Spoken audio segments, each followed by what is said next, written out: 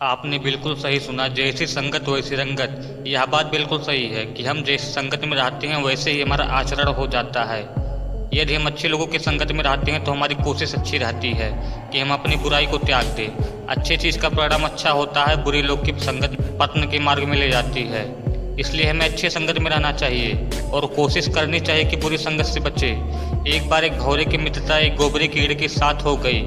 कीड़े ने भौरे से कहा, भाई तुम मेरे सबसे अच्छे मित्र हो, इसलिए मेरे यहाँ भोजन पर आ जाओ। अब अगले दिन भौरा सुबह सुबह तैयार हो गया और अपने बच्चों के साथ गोबरे कीड़े के यहाँ भोजन के लिए पहुँचा। कीड़ा उनको भी देखकर बहुत खुश हुआ और सबका आदर करके भोजन परोसा।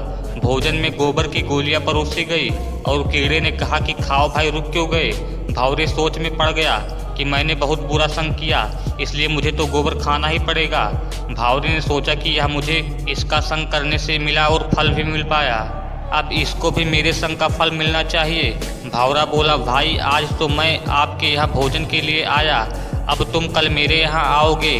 अगले दिन कीड़ा तैयार होकर भौरे के यहाँ पहुँचा।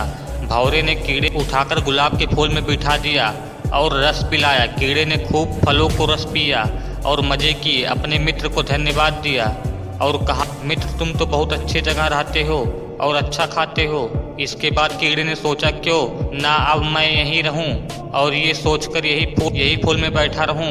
इतने में ही पास के मंदिर का पुजारी आया और फूल तोड़कर ले गया और चढ़ा दिया। इसको प्रभु चरणों में कीड़ों को भगवान के दर्शन भी हो आए और उनके चरणों में बैठा। इसके बाद संध्या में पुजारी ने सारे फूल इकट्ठा किए और गंगा जी में छोड़ दिए।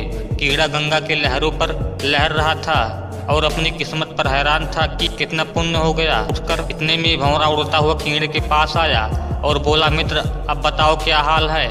कीड़ा बोला, भाई अब जन्म जन्म के पापों से मुक्त हो चुका हूँ। जहाँ गंगा जी मरने के बाद अस्थिया को छोड़ जाता है वहाँ मैं जिंदा ही आ गया हूँ। ये सब मुझे तेरी मित्रता और अच्छी संगत का ही फल मिला है और खुशी से निहाल हूँ तेरा धन्यवाद।